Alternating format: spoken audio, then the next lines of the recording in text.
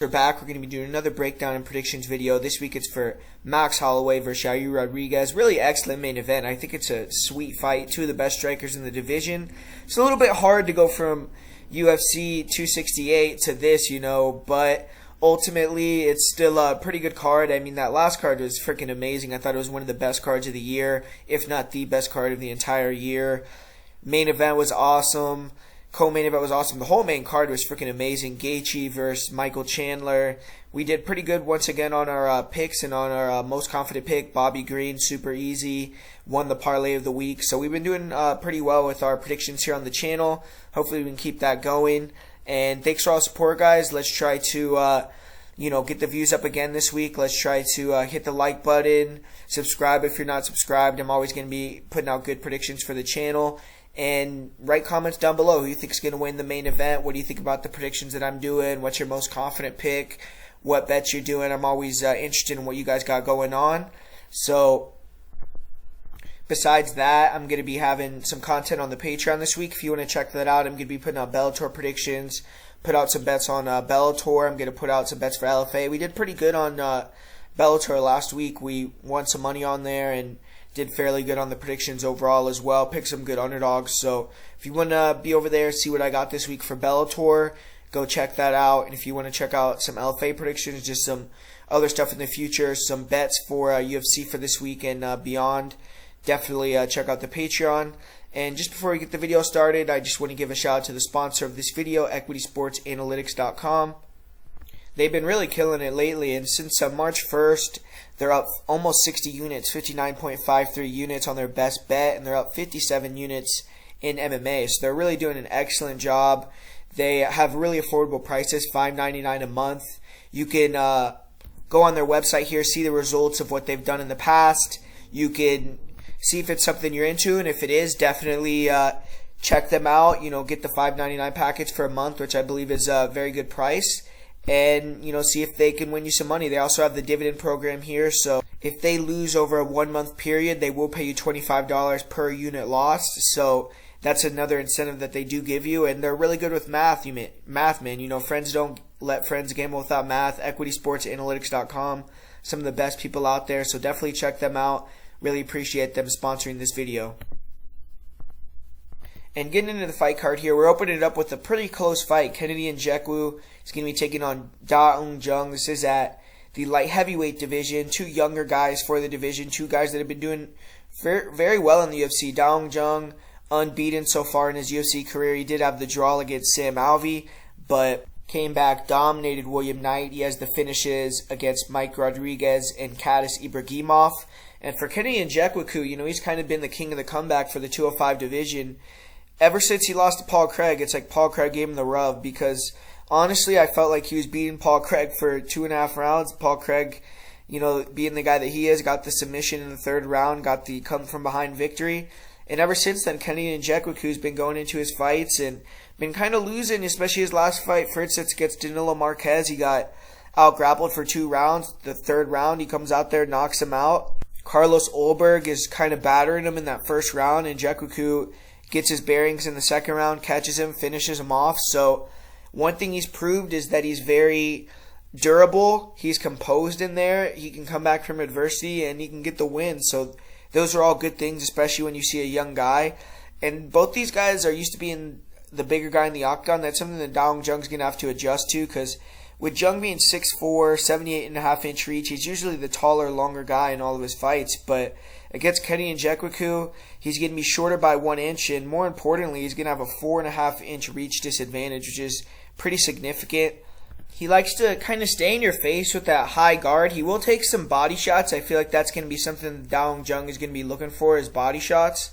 But he's good at just kind of walking through everything that you have. He's super durable. He does a good job blocking the headshots, like I said, and then he returns with really fast 1-2s. And he actually throws pretty nice, tight, straight punches. He has good hand speed as well. And he's getting better at kind of extending on his punches, not smothering his work. He used to reach a lot too, kind of put his hands out, and he would get countered. Now he's getting a little bit better not doing that as well. But he's still hittable to the body, like I said. And if you do kind of feint or jab him and then get him to return at you. You can hit him in exchanges. He's a little bit green in terms of his defense. Doesn't really move his head after he punches, things like that. And Dong Jung is definitely the superior boxer. And he's a pressure fighter as well. He pressures behind feints. He has a really excellent jab, really good hand speed. He's pretty skillful with his boxing. He does a good job of touching with the jab to create openings, pull two. He'll look for the pull counter uppercuts. Good job attacking the body. In his fight with Sam Alvey, he made a good read, started countering with elbows when Alvey tried to come in, and he was able to have success with that, hurt Alvey pretty badly. But Dong Jung is pretty flat-footed. He is good at moving in and out of range, and he's like kind of slides in and out of range with the counter punching. Good job cutting off the cage by switching stances. And he does have really big power in his right cross, one-punch knockout power. But sometimes he can get too counter happy. He can kind of get stuck only throwing the jab. You saw that in his fight with Sam Alvey. He allowed Alvey to win the first rounds by just being more active. Sometimes he could just shell up, let fighters back him up, and use combinations. Can be a little bit flat-footed, so guys can dance around him, stick and move. And I've seen people use leg kicks against him pretty well. William Knight was pretty effective with that weapon. So was Sam Alvey. Jung did actually throw a lot of leg kicks, or a lot more than he usually does, against William Knight. And he is fairly good with his defense. He has a good high guard. Alvey was able to land some uppercuts through the guard. There isn't a lot of head movement there with Jung. Body shots are available for on him as well. But he's very calm and composed. He has good cardio. And he's super durable. He's never been finished by strikes. He took some bombs against Sam Alvey, and he was able to stay upright. And he has 10 knockouts in his career. He wasn't really known as a grappler until his last fight. He got 8 takedowns against William Knight. Basically spent the entire time in top position. And previous to that, he did fight a couple Russians before joining the UFC and was able to finish them with ground and pound after fatiguing them. And he was able to do the similar thing to Kasey Bergimov, where let Khaos throw a lot of crazy combinations, get a takedown or two early, but then in the third round he caught him with the guillotine when he went in for a bad shot. And against William Knight, he got the same body lock takedown over and over. William Knight didn't know how to defend it. With Kennedy Nzechukwu, I'm not sure he's going to be able to hit the takedowns as easily. But Dong Jung did show a really good ability to control on top. William Knight's a guy who's really hard to hold down. He's been known to be able to scramble to top position or back to his feet. And against Dong Jung, Jung did a really good job of cementing position. Even though William Knight was able to get back up to his feet several times, he never was able to reverse and get in top position on Jung. And Jung was really able to control the grappling and win with that game plan for the majority of the fight.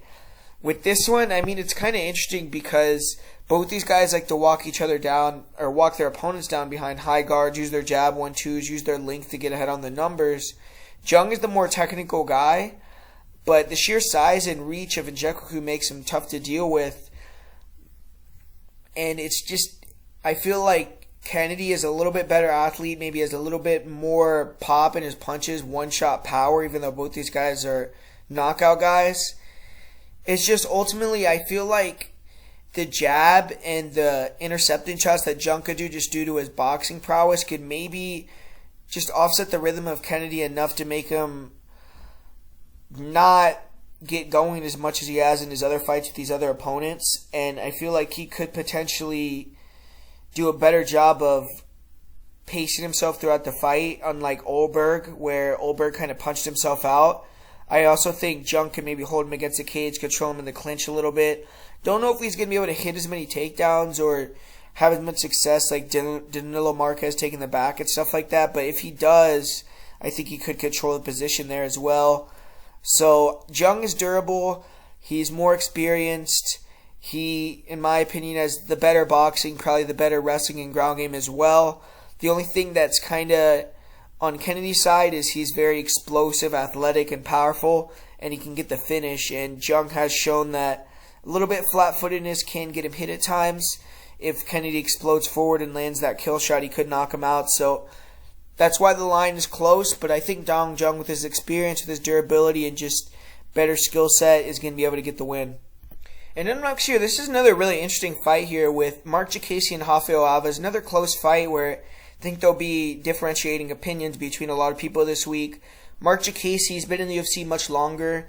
He really started his career pretty hot. He got that crazy knockout against Teemu Packalén with the 30-second KO. He had a knockout in his first UFC fight, I believe, as well. And he started 3-0 in the UFC, but he's lost 4 of 6 fights now, where he lost to Drakkar Klose, he lost to Dan Hooker, he lost to Nasrat Haqparast. Recently, he lost to Rafael Fiziev.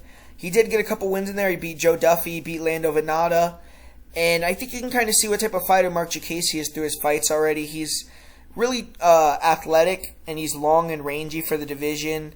Very fast. If you stay at distance with him, don't pressure him, he's really good, especially if you let him pressure forward or kind of control the tempo of the fight. He's very fast. He could throw kicks to all parts of the body, really heavy leg kicks. And if you let him kind of get his rhythm, he can get his timing, catch you as you come in, throw some really wild attacks, kind of spook you. And he can mix in the wrestling. He has pretty good grappling where he can time his takedowns. He's very physical. You've seen him get some big slam takedowns. And on top, when he gets the takedown, he isn't really dangerous. He doesn't look to pass guard too much. He doesn't look for submissions. Isn't a big ground and pounder, but can control the position, kind of just change it up and get the win. He did that against Frankie Perez. He was able to mix in some takedowns in some other of his fights. And one thing he struggled with against Drakkar Klose is the leg kicks, but then in recent fights, when he fought Lando Venata, when he fought Joe Duffy, he was able to use those leg kicks to his advantage and do very well with them. Something that Rafael Alvarez has had issues with in the past, and he's been finished via leg kicks multiple times. So I don't think he takes the leg kicks too well. That's something that Diakiese really has to try to pinpoint early, slow down that forward pressure and the explosion of Alvarez, and try to get him to stay at range with you by kicking his legs, and then you can beat him up from the outside. I don't think Diakiese is going to have that out that he has in a lot of his fights to clinch up, to try to grapple, because Rafael Alvarez is a very dangerous submission grappler. If you shoot in on him, he tries to wrap your neck. In the clinch, he'll try to jump on the neck, and if he gets on top, he's very dangerous as well. So he's a guy that I don't think that Diakiese is going to want to try to wrestle with. We did see Diakiese get submitted in his fight against Dan Hooker via guillotine. And with Rafael Alvarez, he's going to have to get on the inside in this fight. His last fight with Damir Ismagulov was kind of a similar matchup where he's fighting a guy that was really good with distance control. But I feel like Damir is a lot better with his footwork. He's a lot better when guys pressure him. He has better grappling as well, in my opinion. And he's just better in terms of his boxing. Whereas I feel like Diakiese's more single strikes. He's more of a kicker.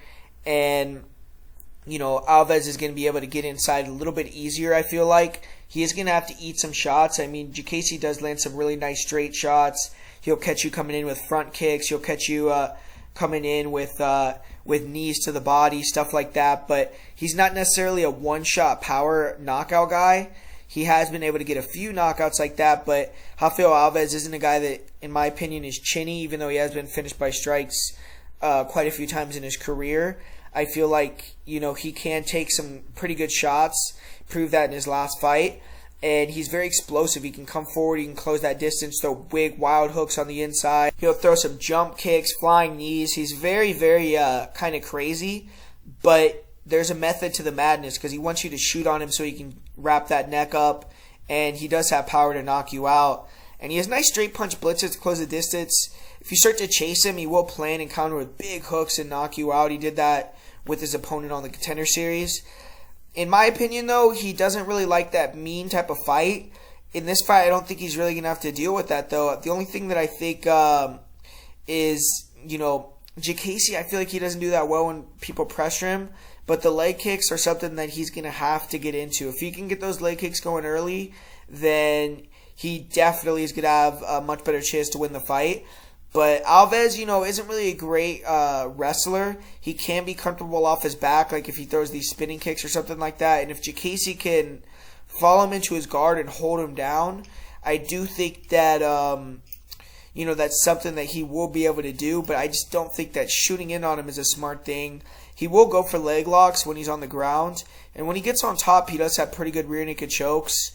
He had that really crazy scramble against Damir Ismagulov where he did that half Granby spin off of his shoulders. It was pretty sick.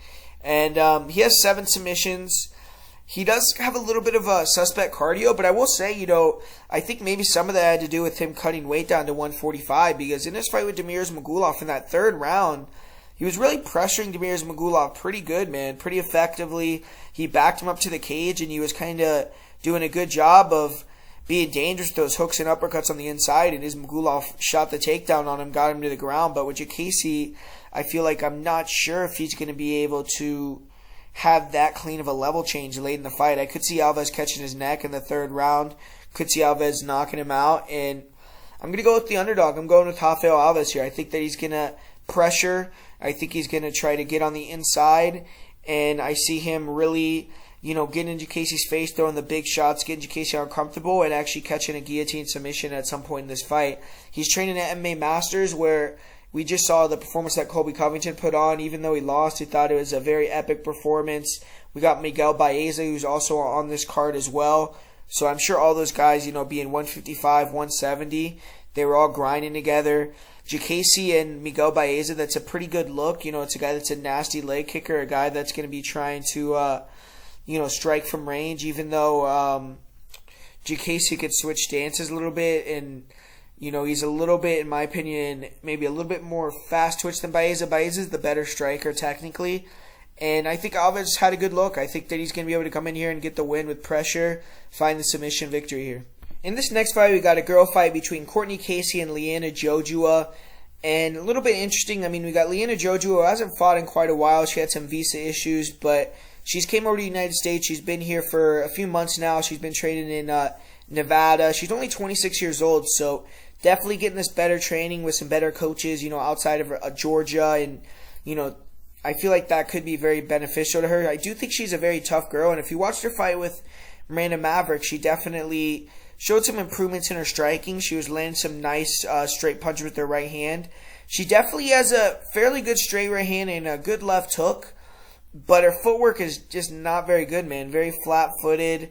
She will stand in the pocket and just leave her head right on center line. And Courtney Casey, even though she's not the best with her footwork and movement either, I feel like she's significantly faster. She has faster hands and faster feet, in my opinion. And she will pressure, throw some nice punching combinations. Courtney Casey, she's a girl that, has been in the UFC much longer. She's 34, so she's almost 10 years older than Jojua. Jojua 1-2 so far in the UFC, where she lost to Sarah Moras, got finished in the third round, was able to beat Diana Belbita by first round submission. Then she lost her most recent fight to Miranda Maverick, where it was a doctor stoppage. Courtney Casey, 2 losses in a row, only 1-2 since moving to flyweight.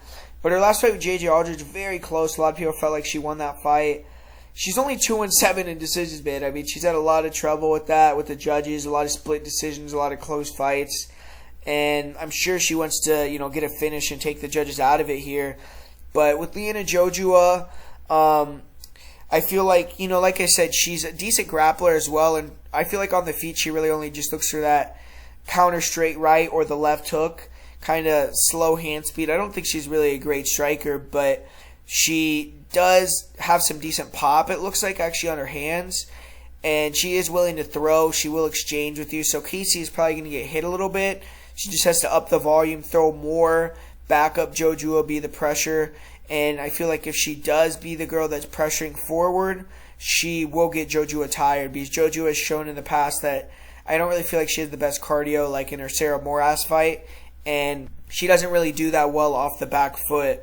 She is a good grappler when she can get on top. She has good control, but her wrestling isn't really that good. She has an okay timing on her double leg. Courtney Casey has notoriously been a girl that's very easy to take down, so I suspect that Jojua's game plan is going to be to use that right hand to, back up Courtney Casey, shoot it on the takedown and get her to the ground, hold her down. Casey's pretty good off of her back, but she's too comfortable there and can kind of just lose rounds by getting held down. In this fight, though, I just don't really see Jojua having the experience to get to the takedown, control Casey over 3 rounds, because I don't think she's much of a finish threat on the ground from the top position. She gets a lot of submissions from the bottom. She actually has a really good guard. She has good arm bars. I've seen her hit a heel hook before. So if she can, somehow end up on bottom in her guard in a scramble, she is going to be live to hit a submission. But on top, I don't necessarily think that she's as dangerous, and I feel like Casey actually could threaten from her guard from the top position or from the bottom position, and I feel like Casey could find her way back to her feet if she gets taken down against Jojua, even though she hasn't shown that against other girls. I just feel like Casey's too experienced. I'm not really sold on Jojua yet. I think Casey's a better striker, better grappler, and should get the win. But when you're dealing with girls like Courtney Casey, who have 5-8 records in the UFC, 9-9 overall, it's always hard to be completely trustworthy in them. But I think Casey should get this one done. And up next here we have Sean Woodson taking on Collin Anglin. This is a featherweight fight. Sean Woodson, he's the much more experienced guy in terms of UFC experience. He is entering his 4th UFC fight now. He's 2-1 in his 3 UFC fights, whereas Collin Anglin 0-1 so far. He's only really had about 7 minutes in the UFC octagon because he got finished in the second round of his debut fight. Woodson, he went 15 minutes in almost all 3 of his fights. His 2 wins are decision wins. The one loss that he had in the UFC was very late in the 3rd round where he got tired, lost via submission. So Woodson, he's going to be significantly better on the feet. And for featherweight, he has that crazy frame, 6'2" with a 79-inch reach. I mean, that reach is insane. Collin Anglin's actually used to being a pretty big guy at featherweight. He's 5'9". He has a 71-inch reach. But in this fight, he's going to be at a big disadvantage there. And on the feet, Anglin, he kind of likes to bounce in and out, throw some decent kicks to the body, to the head, front kicks, round kicks, and kind of dart in and out with straight punches. Against Sean Woodson, though, I just feel like that style is going to not be very effective. I feel like he comes in with his hands down a lot, throws punches with his hands down, likes to kind of evade with head movement and pull counter a lot.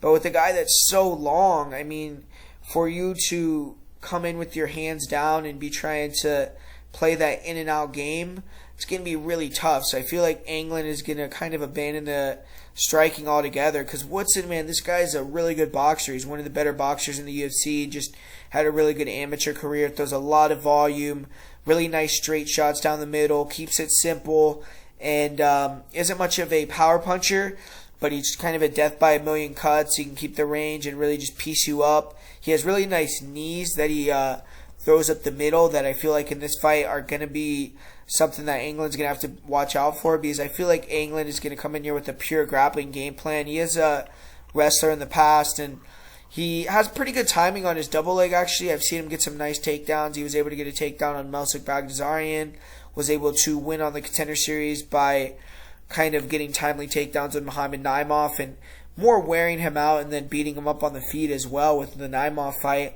And Anglin is a very durable guy. That's something that you do have to give him, and he does keep coming forward. He fights at a good pace. So that is something that Sean Woodson has struggled with in the past. But the difference between that matchup and this matchup, in my opinion, is Arrosa was much longer. He had more dangerous weapons on the feet, and he was pressuring forward more effectively, in my opinion, in terms of he was forcing Woodson on the back foot and forcing Woodson to eat some shots as well. Whereas I feel like Anglin, with his striking, isn't going to pose much of a threat, and he's going to get pieced up coming in, going to be less willing to close that distance, especially getting knocked out his last fight. And if he's unsuccessful with his takedowns early, I do think he could get a little bit tired and just be a little bit more obvious with his entries and stuff like that. Woodson did get tired in that fight, like I said, with Arrosa, but it was after a war on the feet, and I don't think Anglin's going to be able to bring that war. Eustace Zalal did a good job trying to time the takedowns, moving and timing the takedowns, and he was fairly effective with that, but Woodson showed a good job with his takedown defense, was able to do fairly well in the clinch, get off the cage, and eventually go to work and win the striking battle. So I feel like he could just do that same thing in this fight. I don't think Anglin necessarily has that overwhelming grappling advantage. He isn't dangerous on the ground in terms of submissions either. He has no submissions as a pro. It seems like his top control and just his jiu-jitsu are not at a super high level. So I think Woodson should win this fight here. And here we go, man. Here we got the other guy coming out of MMA Masters, Miguel Baeza. He's going to be taking on Khaos Williams. And shit, man. I mean, I don't know why this fight's on the prelims. I feel like it's probably the second best fight on the card here. And Hell of a fight, man. Two super dangerous guys. You watched Miguel Baeza's last fight against Santiago Ponzinibbio. In my opinion, that was one of the best fights of the year. Baeza got off those leg kicks early, really battered the legs of Ponzi, and Ponzi dug deep, man. Was able to start getting off with the jab, getting off with his boxing, landed some huge shots on Baeza. Baeza hung in there, landed some big shots of his own. It was an all-out war, and Ponzi was just able to kind of outlast him, land the bigger shots, hurt him down the stretch, and pick up that decision victory. But I'm sure that fight just made Baeza that much more hungry to get in there and do it again, because that was an amazing back and forth war against a pretty high level guy out there.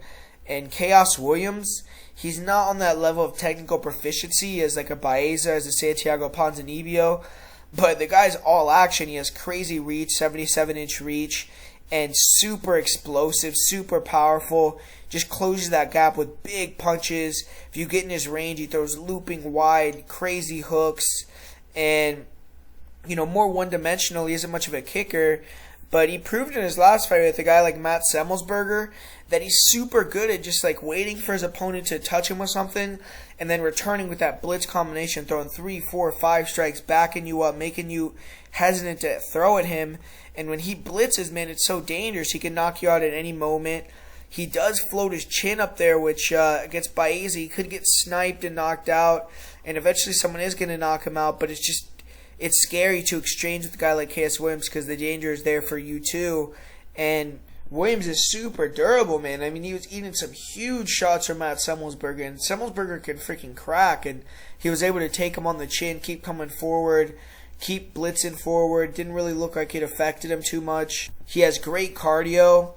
And with Miguel Baeza, I mean, he is the much more technical guy. He has a really nice straight right hand, straight left hand. He can't switch stances. Throws really hard low leg kicks and really nice body kicks. He has good head kicks, big power in his punches himself.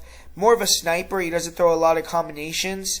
And, he tries to, catch you with the straight right when you're coming in, catch you with that left hook. He tries to work his kicks from the outside, really beat up your legs, beat up your body, get you to overextend, then catch you with that pull counter, straight right hand.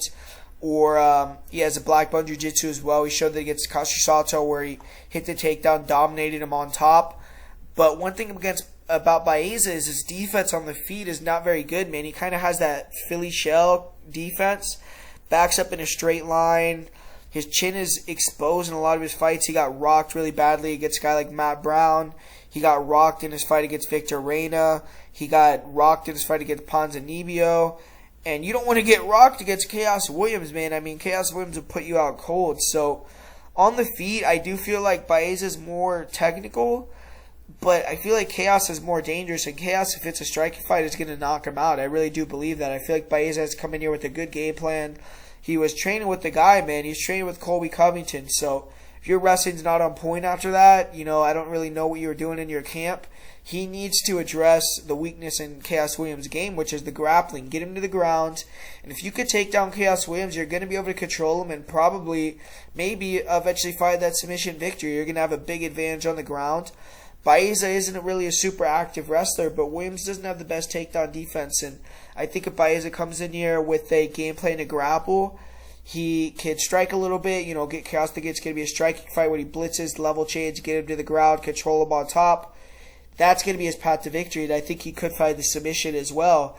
But if he comes out here and tries to strike with Khaos Williams, shows bad defense early, Khaos Williams could put him out. So I think this fight's pretty 50-50. I'm just going to go with the more technical guy that I think could win in more ways. And Baeza, hope that he comes in here with a good game plan, takes down Khaos Williams, and gets the win that way. But like I said, I wouldn't be surprised if Khaos Williams knocks out Baeza here. So this fight could go either way. And up next here, we got a girl fight between two ranked flyweight fighters in Cynthia Calvillo and Andrea Lee. And man, Calvillo's kind of living life a little dangerous, man. She's coming back 6 weeks after the knockout loss against Jessica Andrade. That loss wasn't too bad in my opinion. I mean, it wasn't like she was out cold. She was still on her feet when the fight ended. But you can't be positive she's going to be entering this fight 100%. She was successful in her flyweight debut. She took out Jessica Ai, but she lost her last two. It was against Kayla Chikagi and Jessica Andrade, so can't blame her too much. She didn't look good, though, and really wasn't too competitive in either fight. But she has to bounce back here because she's shown good performances in the past, man. She beat Jessica Ai in a 5-round fight, went to a draw with Yair Rodriguez. She was able to beat Joanne Calderwood. So she has the talent, she can put it together, and she does on fight night. She's going to get the win here, but she is 34 years old, so that may be a factor in her performance diminishing a bit. For Andrea Lee, she did get off the snide in her last fight. She got the submission win against Antonina Shevchenko, and she had lost 3 fights in a row before that. But if you go back and look at the level of competition, she fought Joanne Calderwood, she fought Roxanne Bonifari, and she fought Lauren Murphy. And 2 of those 3 fights were split decisions where it could have went either way, with Joanne Murphy versus Andrea Lee and Joanne Calderwood versus Andrea Lee and Lauren Murphy versus Andrea Lee. So those fights could have went either way. But one thing when you look at Andrea Lee's career that she struggled with throughout her whole career is grapplers, man. She's lost twice to Roxanne Bonifari. She got submitted by Sarah D'Lilia. She lost to Lauren Murphy, where she got taken down a couple times in that fight. And she's going to be facing another grappler here at Cynthia Calvillo. Cynthia Calvillo, she has really only lost to the best fighters, some of the best fighters in the UFC. She lost to Jessica Andrade, Kayla Chukagian, and Carla Esparza. Those 3 girls are all in the top 5. 2 of them have been UFC champions. So Calvillo, she's been able to beat some high-level girls and only lost to the highest-level opponents. And matchup-wise, it's a good matchup for Calvillo on paper. Andrea Lee, on the feet, you would think she has the advantage. She has a big height advantage, or only a 2-inch height advantage, but a big reach advantage, 5.5 inches, of reach advantage on Cynthia Calvillo. But Andrea Lee, I feel like her striking isn't really the best. She has good front kicks. She throws some good 1-2s. Her jab is fairly good. But she is very hittable as well. She doesn't move her head. And she throws a lot of output. I feel like she throws too much output to that she can't sustain that output. She gets tired in the later rounds, especially if you grapple as well. And she's hittable, man. Like Roxanne Bonifari was even getting off some nice shots on her. Good jabs, good straight punches. And Cynthia Calvillo isn't the best striker, but she throws some decent left hooks and decent straight rights. I feel like she's going to be landed on Andrea Lee's chin with the harder shots. I feel like she's going to be pressuring Andrea Lee, taking away the kicks. I don't think Andrea is going to be able to kick to the body or throw knees. She will get taken down if she does. And in terms of the hands, I feel like Cynthia Calvillo actually has the better boxing, especially if she pressures forward. Andrea Lee is a fairly good grappler. She's strong in the clinch. She has good knees there. I feel like she's going to be trying to maybe get Cynthia in the clinch, smush her against the cage, try to knee her to the body, to the head, and beat her that way. But I feel like Calvillo's just going to be able to find the timing on the takedowns after the strike a little bit. I think Calvillo could even win the striking exchanges or a few of them as well. And when she gets the fights to the ground, I think she's going to have a big advantage. I think she's going to be able to control fairly easily. I think she could even get the rear naked choke submission victory. So Calvillo, I think, is a good play here, and I think she'll get the win. And up next here, this is another fight that's really good on this card. Thiago Moises taking on Joel Alvarez. And 2 guys that are kind of streaking right now in this division. Even though Thiago Moises lost his last fight to Islam Makhachev, he got to fight in the main event. He had won 3 fights in a row before that. And Joel Alvarez, he's on a 3-fight win streak in the UFC, has gotten 3 finishes in a row. And right away, when you look at this matchup just on paper, the thing that really jumps out at you is the sheer size of Joel Alvarez. He's 6'3" with a 77-inch reach, so he's going to have a big height advantage. He's going to have a 6.5-inch reach advantage on Thiago Moises. So Moises going to have to figure out how to get by that. And Alvarez, he does a pretty good job with his reach. He throws real nice straight kicks down the middle, real good round kicks, heavy leg kicks, good straight punches. He likes to blitz in with a 1-2, end it with a leg kick or a head kick. And very active. He throws a lot of volume out there. If you watch his first fight with Damir Ismagulov, he was pretty flat-footed and didn't really throw a lot because I feel like he realized that he was significantly slower. And Alvarez is one of these guys that he does stand very tall, very Muay Thai-based kind of guy, not a lot of head movement. And you could get off on him, like land nice shots on his chin and things like that. If you have good in and out movement, nice counter striking, he does leave himself a little bit available to be hit. but he's very durable, and he throws those hard, heavy kicks, which makes fighters want to take him down. And then he's proven that from his guard, man, the guy's deadly. He has crazy submissions, really good guillotines, really good triangles, arm-bars. He got a guillotine against Joe Duffy, caught the armbar against Alex Yakovlev. In his fight with Danilo Bellardo, he was controlled in the first round, but in the second round he was able to hit a sweep, get on top, finish the fight with ground and pound, showed really good top control from that position. He was able to get the Dagestani hand wrap and really beat him up, finish him with shots. And Alvarez is dangerous. You know, he's a guy that on the feet, even though I don't think he really has that one-shot knockout power, he throws with power with his kicks and with his punches, and he's very aggressive to try to get you to take him down. But with this fight, I just feel like it's a good matchup for Thiago Moises on paper, because Moises has to be the better grappler, in my opinion, jiu-jitsu-wise. He's an elite-level black belt. He's a world champion. And if he gets on top with the takedown, times a good takedown, and takes Alvarez down, one thing about Alvarez, even though he's a really good ground game, he's good on top, his wrestling is pretty much non-existent. He stands so tall that you get on his hips very easily, and he has 0% takedown defense in the UFC. Every single time someone's attempted to take him down, they've been able to take him down, and he's never attempted to take down himself. So he's definitely a guy that only works off his back. And Moises, I do think, has really good timing on his double legs, really good takedowns. He took down Islam Makhachev a couple times, and I do think he can take down Alvarez, stay safe, and avoid the submissions. And also on the feet, Thiago Moises is a really good counter striker. He's really explosive, really good footwork in and out, good kicks, good counter boxing, good hooks, power. And I feel like he can catch Alvarez on the chin as he tries to get on the inside. He can take him down if the kicks and the striking becomes too overwhelming from Alvarez. The reach is too much. And I think he could avoid the submission on the ground. So Alvarez is always a good finisher. But with Thiago Moises, I think Moises has the skills to mute him and get the decision win. And kicking off the main card, we got a Striker's Delight here with Yadong Song taking on Julio Arce. And if you guys have been watching the channel for a while, you know I'm a fan of Yadong Song. And he's back in action. You know, this is going to be his 9th UFC fight. He's not even 24 years old, so that's pretty exceptional. I do feel at times people overlook, you know, how young he is. He's 23. He already has wins over Alejandro Perez. He beat Marlon Chito Vera. He beat Casey Kenny. And, you know, if you think he won or lost some of the decisions, you know, it's up for debate. But he's still out there being competitive with some of the best fighters in the division. And in my opinion, you know, he's definitely the best Chinese fighter in the UFC. His last win over Casey Kenny was a bounce-back win. He got a bit of revenge as well over Kyler Phillips in a way, because Kenny and Phillips are from the same gym, so he was able to get some get-back at least on MMA Lab. Now he's facing another stiff test in Julio Arce, man. Arce is a very underrated guy. He's under the radar. He has done pretty excellent so far in his UFC run. Injuries have slowed him down, but he's managed to pick up some good wins. He beat Dan Ige. He beat Andre Ewell. He beat Julian Erosa. And, you know, he was 3-2 at 145, but now he's dropping down to 135. He won his debut fight against Andre Ewell at 135, looked excellent. And both of Ige's losses have been split decisions, so he could arguably be 6-0 in the UFC. And he's looking to go on a run now. He's 32 years old, so time is of the essence. Needs to get some momentum going.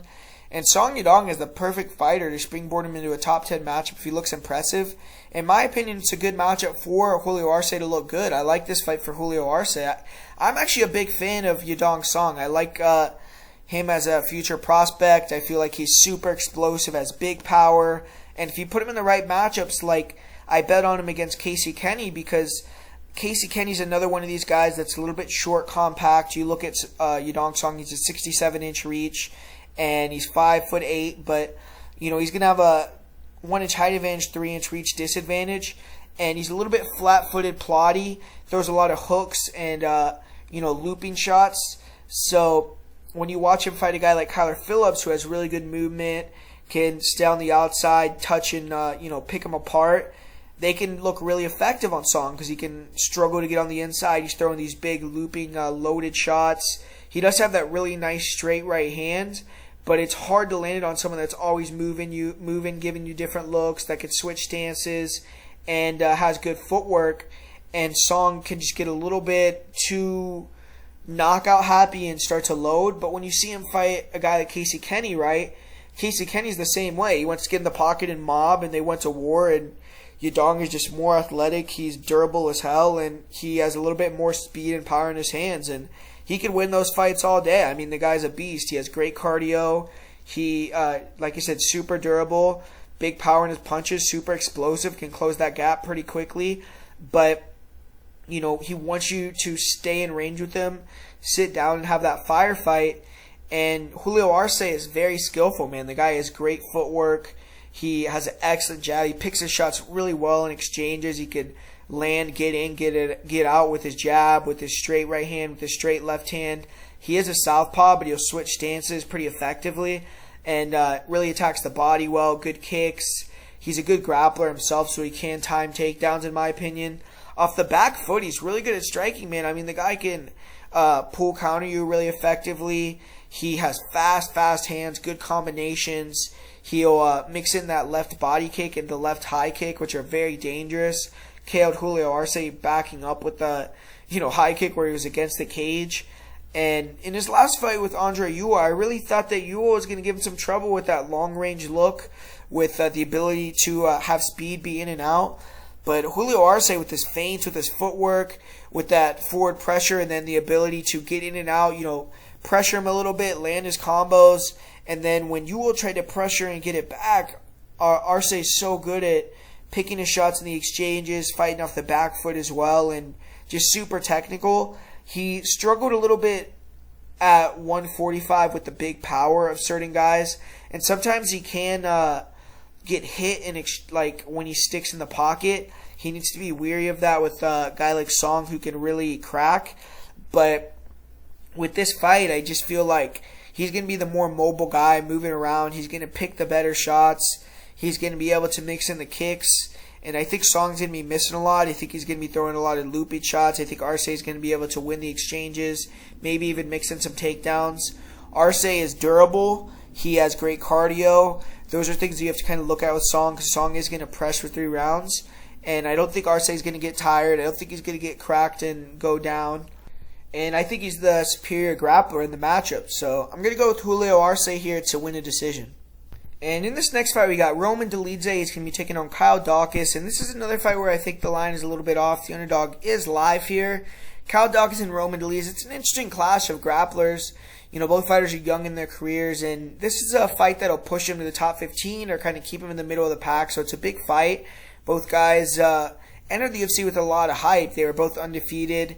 Roman Dolidze on paper is 3-1 in the UFC. Daukaus is only 1-2-1. But Daukaus has actually been more impressive, even with his losses, and that's why he's a 2-1 favorite in this fight. Roman Dolidze has been able to pick up 3 wins, but they are against fighters who had a combined UFC record of 2 wins, 10 losses, 1 draw. His loss to Trevin Giles was a close fight. Came up on the wrong end of the decision there. Daukaus, on the other hand, is 1-2-1 in the UFC, but he's fought guys like Kevin Holland, Phil Hawes, and Brendan Allen, who are all close to that top 15, top 25 in the rankings. And in his debut in the UFC against Brendan Allen, he did well. He came up short via decision. He was able to bounce back and beat Dustin Stolfus, but then he fell to that heavy wrestling style of Phil Hawes his last fight. And only a month ago, or in his last fight only a month ago, he fought Kevin Holland and had a no contest, which that fight was fairly weird because he actually did technically get the submission win, but right before it happened, they collided heads. Holland got actually knocked out for a second. Daukaus was able to get on top, land the choke, and then they went to the replay. They deemed the fight should have been stopped after the headbutt and reversed the result, turned it into a no contest. And it's a bit of a bad beat for Daukaus because he did technically get the submission, but either way, he's here again fighting. He was supposed to fight Kevin Holland on this date. Holland suffered an injury. Roman Dolidze was actually supposed to fight Eric Anders, and he had an injury, so they just paired them up. And both fighters should be in shape. Roman had a camp for this fight. Daukaus just fought, and you knew pretty quickly he was getting turned around to fight Holland fast again. And Roman Dolidze, he's a pretty technical striker. He switches stances a lot. He has good footwork. He always pressures forward. He'll feint and fake and use his stance to cut the cage off. Isn't really the fastest guy or the best mover, so he really likes to strike on the counter. Tries to posture a lot, goad fighters in so that he can counter them when they come into range. And he has pretty good head movement, good counter punches. He waits for guys to come in, wings heavy hooks. He'll try to land those spinning back fists, and he actually has a knockout with that technique. He likes to attack with leg kicks from orthodox, and when he goes southpaw, He likes to work the jab, work the body kicks and the head kicks. He does hold his hands low, and his speed isn't the best. Sometimes he can get caught with counters as he's kicking or after he punches. And he usually never punches first in exchanges. He is very durable, though, and he's willing to brawl if you get in the pocket with him. He proved that against Trevin Giles. He ate some big shots. He stayed in there, returned. He did get hurt pretty badly in the third round, but he was able to survive that. And he's a good grappler, man, especially for middleweight. He has good timing on his level changes, good body locks, good doubles. He's good at hanging on fighters in the clinch against the cage, and spent a ton of time there in his last fight against Laureano Staropoli. On top, he has good top control when he wants to. Good at getting in half guard, staying heavy, chipping away, but showing some really terrible fight IQ in fights, going for leg locks at losing position, and he can't do that in this fight. He, against Trevin Giles, took some big punches when he was going for the leg attack that cost him the fight. And every time Dolidze has lost position and ended up on bottom, though, I have seen him able to scramble back up to his feet or back to top position. And he does have a tendency to gas out, but in his last couple fights at middleweight, he's actually shown an improved gas tank, in my opinion. Didn't get tired in either of his fights with Trevin Giles or his last fight with Staropoli too much, in my opinion.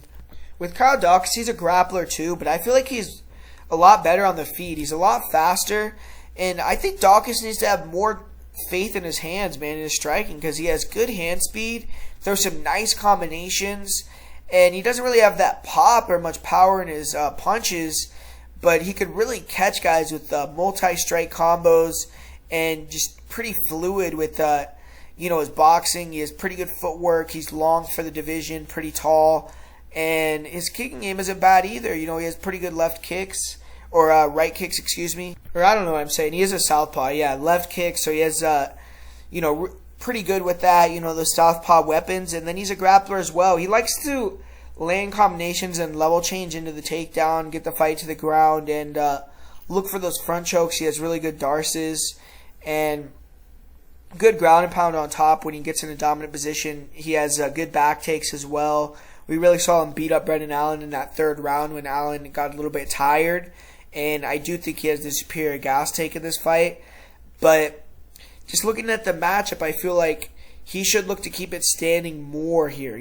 Stay long, stay technical with the boxing, use your kicks, and maybe wait a little bit to try to grapple. Deny a couple of Dolidze's takedowns, get him tired, and then try to hit your takedown. Get on top and go to work. And I don't necessarily know if Daukaus is going to be able to control on top, but I feel like if Dolidze gets on top of Daukaus, he'll be able to control him. And Daukaus gets, for instance, like Phil Hawes, he made a lot of mistakes where he was landing some big shots on the feet that he would level change, shoot in.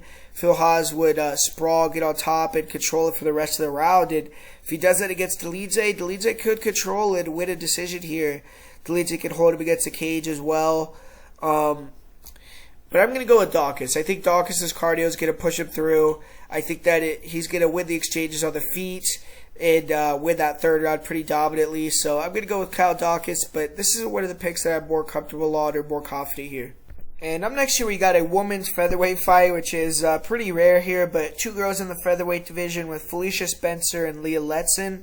Felicia Spencer, she started her career 7-0, but she's lost 3 of her last 4 fights, and can't blame her too much. I mean, she fought Chris Cyborg, she fought Amanda Nunes, and then she fought another girl that's a beast in Norma Dumont. So no shame in those losses. Her loss to Norma was a split decision, and she's still one of the best girls at 145, obviously.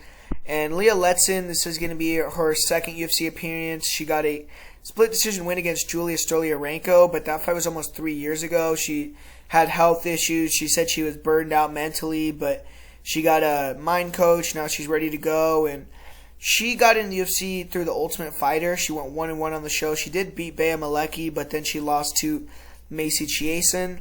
And she's 5-1 in her career, but if you count those fights, she's 6-2. The only wins that Letson has over fighters with winning records are against Stoliarenko, Bea Malecki, and Elizabeth Phillips. So she isn't super experienced. Felicia Spencer's definitely been in there with way, way better competition. And Felicia Spencer, she's gotten a little bit better with her boxing, you know, with her straight punches, her left hook, her straight right hand, good forward pressure, and she's pretty composed. She could eat shots to give shots. She's definitely much more of a kicker. She throws some really nice lead leg side kicks and good round kicks. She really just tries to use her striking to pressure you back and get the takedown. She's a really good grappler. She's good at the clinch. She is physical there. Good job getting to the back for the clinch. Good single legs as well. And she's heavy on top. When she gets on top, she's always looking to get the back. She has good rear naked chokes. I have seen her get reversed, try to go for the back. But, you know, she is pretty dangerous when she can get there. And she has 4 rear naked choke victories in her career. 5 submission wins overall. Leah Letson, I mean, she's more of a dog. She is fairly athletic. She has good movement on the feet. She does a good job of working her jab, 2 combo, catching fighters coming in, big overhand right. And she's okay at hand fighting. She'll stay active with the lead hand to open up her rear hand attacks. And she's pretty good at playing that range game, feigning and pressuring, making her opponents miss so she can pull counter. But she eats a lot of shots. I mean, she'll try to get on the inside with her hook combos and control girls against the cage, but she really doesn't close the distance too effectively. She has some decent round kicks, and she did earn a head kick knockout against Elizabeth Phillips. But in her fight against Bea Malecki, she walked into a lot of elbows. She got cut open really badly. And playing that pull counter game, you have to have great reflexes. Sometimes Letson can just get caught clean. She is durable, though. I mean, she's hard to finish. She looks like she's a little bit weak in terms of to the body. And I feel like girls could attack her with leg kicks as well. We did see Macy Chiasson hurt her with a knee to the body and finish her in their fight. One thing about Letson as well, it does seem like she cuts fairly easily. She got cut open against Malecki and Julia Stoliarenko. And Felicia Spencer does throw some elbows, so that's something that I feel like Spencer's going to try to do and cut her open. Letson's an okay grappler. She is physical. She has good pressure against the cage. But you know, it seems like she doesn't really have the best takedown defense against the cage. I've seen her get taken down against Chiasson and Bea Malecki, and Malecki was actually able to get fairly close to a rear naked choke. And Julia Stoliarenko actually got pretty close on a guillotine on Letson. Letson is a brown belt, and she did show composure and calmness in both those fights to get out, get on top. And when she gets on top, she has good top control and okay submission, ground and pound, good cardio. She is just a dog, like I said, though. She could just stay in your face. She has a good will to win. But with this fight, I feel like Spencer's going to be able to get the takedown and have a big advantage on the ground. I think the rear naked choke is a live submission for her here. And I do think she's going to get the submission. So I just think Spencer's a little bit too much and too experienced and just going to be able to do what she wants here against Letson.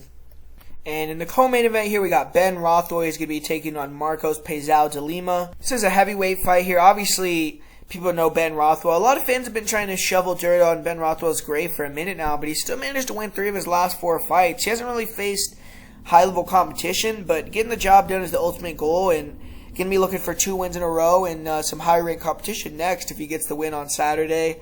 And he's a legend, man. He's been around forever. He's beaten guys like Josh Barnett, Alistair Overeem. He's far away from that form at this point. He hasn't really looked quite the same since returning from the USADA suspension in 2019, but still formidable force. And Marcos Paisao de Lima, he is looking to finally snap that win-loss streak with 2 wins in a row for the first time since 2014. He's managed to keep a job at the UFC for a long time, but just because he hasn't been able to string a win streak together in so long, he hasn't been able to get much momentum. At heavyweight, he's 3-2. He recently beat Maurice Green, but this is a big step up against Ben Rothwell. One thing that Paisao does have on his side is being at ATT. ATT has proven that they could beat the style of Ben Rothwell. Andrei Arlovsky and JDS were able to beat Ben Rothwell recently. Both of them train at ATT. But De Lima doesn't really have the same style as them. He's a bomber. He's technical on the outside with the striking, and then when fighters get in the pocket, he'll let go with brutal hooks, swing for the fences.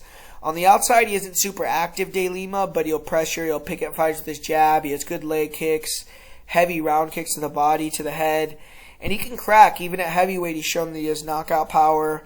When guys close the distance, he'll let go with everything he has, and he's very dangerous, especially in that first round. 11 first-round knockouts.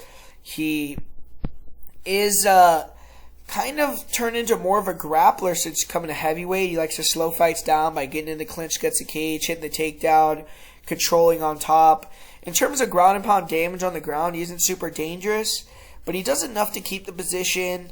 And against Adam Weiserick and Maurice Green, he won decisions by controlling them for the large majority of the fight. He also took down Stefan Struve and held him down in the first round. One thing about all those fighters that they have in common, though, are they're big, tall, lanky guys who are easy to take down, and they also like to hunt submissions off their backs, and I think it's going to be much harder for him to take down or control a guy like Ben Rothwell. The Lima is really bad off his back. He doesn't react well to ground and pound. He taps quickly. He allows fighters to get submissions locked in and then doesn't address them. And he's been submitted in his last 5 losses. He has big cardio issues when he's forced to keep it steady past 5 minutes. If guys can take his shots and push him backwards, or if guys can take him down.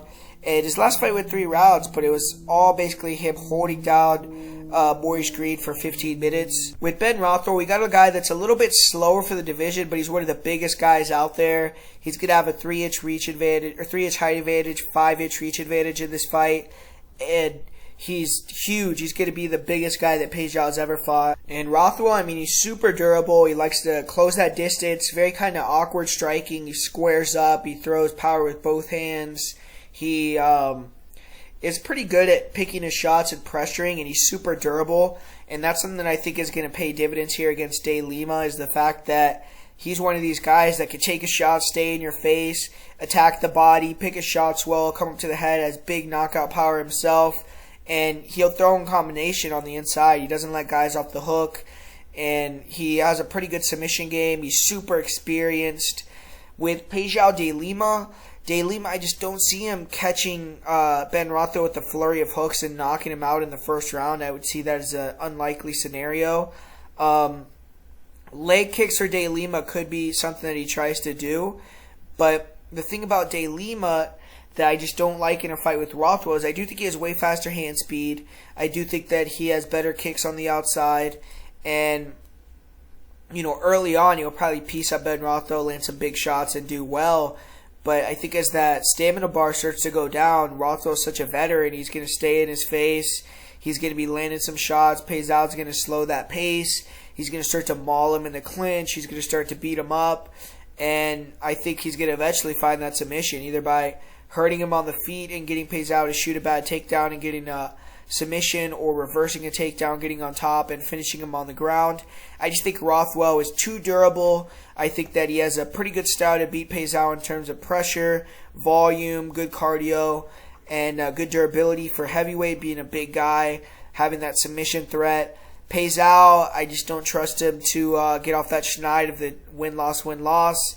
And I don't think he has that type of movement and cardio to implement a game plan like a JDS or Arlovsky or Tybura even. So I think that Peja De Lima is going to lose here to Ben Rothwell via submission. And finally, we got the main event. We got 2 of the best strikers in that featherweight division with Yair Rodriguez and Max Holloway. And I never thought I would see the day where Yair Rodriguez is a plus 500 favorite in a pure striking fight. But here we are, man. Max Holloway's he's back. He's looking to continue to build on his Hall of Fame legacy. He's the former champion of the UFC, 5 title defenses, and he's still only 29 years old. He is continuing to build back to the title after those 2 losses to Alexander Volkanovski. The second Holloway versus Volkanovski fight is very disputed, one of the most disputed decisions in UFC title fight history. So even with the 2 losses to the champ, his path to back to the title isn't that difficult. If he wins this fight, I think he's going to get the Volkanovski fight, which is something that's a little bit rare usually in terms of if a guy has 2 losses to the champ, they don't get that chance. But there's not really that many guys out there, in my opinion. I think Max will get it. And Yair Rodriguez, he's getting the opportunity of a lifetime here. He built a name for himself as well in the UFC. He's done excellent himself. He's 3rd in the division for a reason. He's 8-1, dominated almost all his opponents. And his stock has taken a fall in recent years, though. He had that whole debacle with Zabit Magomedsharipov, where there was rumors of him turning down a lot of fights. He had the USADA issue, had the issue with Jeremy Stevens. And due to the USADA suspension, he's been out for almost 2 years. But at only 29 years old, definitely has a lot of room to grow. Both fighters have known about this bout for a long time. They were actually supposed to fight back in July. Holloway was forced to postpone due to an injury. And, this in my opinion is the equivalent of a title fight for Yair Rodriguez. He has to be super pumped. He has to be ready to go for this one. He has decent matchup here as well because he isn't going to have to deal with the grappling. And Yair Rodriguez is extremely dangerous, man. He's tall. He's long for the division. He uses a lot of kicks, which just accentuates his reach. Extremely creative with the striking. He has some wild knockouts. His head kick KOs against Andre Fili and BJ Penn were sick. He has the wild KO against Korean Zombie with the upward elbow. And more of a counter striker. He really likes to stand in front of opponents. He's pretty flat-footed, actually. But he switches stances. He feints. He gives different looks. And he's good at pulling back, looking for counters, counter check hooks. He's good at jabbing fighters as they try to enter range. Big spinning elbow, spinning back fist, upward elbows. His boxing really isn't the greatest, but he has good 1-2s. He has a good check hook. He has fast hand speed. He can catch fighters as they close the distance. But if you can get Rodriguez backed up or in the pocket, he is hittable there. And he will go first with a lot of low kicks. I expect him to throw a lot of leg kicks early and often in this fight. His kicking game is really a thing of beauty. Really nice round kicks, front kicks, hook kicks, spinning kicks. Any kick in the book, you name it, he could throw it. And throw it with really little tell, out of nowhere. And Max Holloway loves to pressure fighters, but in this fight, you definitely have to respect the weapons that Rodriguez has. Even Rodriguez is on the back foot looking like he's purely evading when he's bent over, against Korean Zombie. Lands that upward elbow, he can knock you out. And fighters just have to always stay locked in. Yair Rodriguez's style of having limited movement and liking to counter with his hands low does allow fighters to catch it with straight shots. If you could blitz Rodriguez with combinations, he has good head movement and evasion, but hands are still low. Fighters can't connect on him. And if you're accurate like a Max Holloway and can pressure, be in and out, have really good footwork, Rodriguez tends to back up at straight lines. His footwork could definitely improve. If you could get him in a phone booth, like I said, his boxing in the pocket isn't the greatest. Some people feel Rodriguez has cardio issues, and I think he does a little bit. But I think he's going to have better cardio in this fight. He's had a ton of time to prepare. And, I think he knows that he's going to have his cardio on point to compete with a guy like Max Holloway. In terms of grappling, Yair Rodriguez has kind of shown that his defensive wrestling and game off of his back is not the best. He will attack from his guard, but doesn't have a great get-up game. Frankie Edgar was able to expose him with big ground and pound. Even Jeremy Stephens in their last fight in the third round when Yair Rodriguez got a little bit tired, Stephens started to get the takedowns and, really started to control on top, landed some good ground and pound on Yair. This fight, I don't really think that Max Holloway is going to be going for any takedowns, but it would be interesting and it would be a good thing, honestly, for Max Holloway to show, like, hey man, I could take you down too and I could beat you up on top, because I think he could do that in this fight if he really wanted to. But we all know what Max Holloway has, man. He's one of the best strikers in UFC history. Calls himself the best boxer in the UFC, baby, right now. And, really, really, really good footwork. In and out, really good feints. He's given different looks. He changes the level of his shots all the time. Body, head. His pressure is phenomenal. Really good combinations. His hand speed is super good. His 1-2s are just freaking awesome, man. He'll throw that left hook to the body, to the head, the jab, left hook combo. He's really good at pull countering. He switches stances mid-combination. Never lets guys rest, and that's going to be something that is pivotal for him in this fight. He has to stay in Rodriguez's face, not allow him the chance to breathe, not allow him those chances to, find that timing for those upward elbows or those big kicks. And Holloway's definitely the guy to do that. And he definitely showed improvement in his last couple of fights, man, with his defense. He's not getting hit nearly as much. His ability to kick has improved, or just, I don't even know if it's his ability to kick, but just his willingness to kick. He's throwing a lot more body kicks, front kicks, head kicks. Seems like he's a lot more loose, in my opinion, and he's moving a lot more than he would in the past, and just giving different looks, being a little bit more dynamic. And, Max Holloway isn't a guy that takes you down. And he had trouble with guys taking him down early in his career. I don't think his takedown defense is truly elite level, but he's not going to have to deal with that with Yair. And I do say he doesn't take guys down, but interesting enough, one guy that he did take down, and it's a guy that is a different look. If you look at Max Holloway, like, recently he fought almost all guys that just box, man. Guys that are, not guys that just box, I guess, but either short guys like a Frankie Edgar, pure boxer, even Volkanovski, mixes in those leg kicks, but a short, compact guy that likes to, boxer, wrestler. Calvin Kattar, boxer. Dustin Poirier, boxer. Brian Ortega, he's more of a guy that uses his hands on the feet, doesn't really have many kicks, especially when he fought Max the first time. Even, with Jose Aldo, Aldo in recent years has become more of a boxer. The last guy that I feel like Max Holloway really fought that had a similar style to Yair was Anthony Pettis, and he did get 2 takedowns in that fight.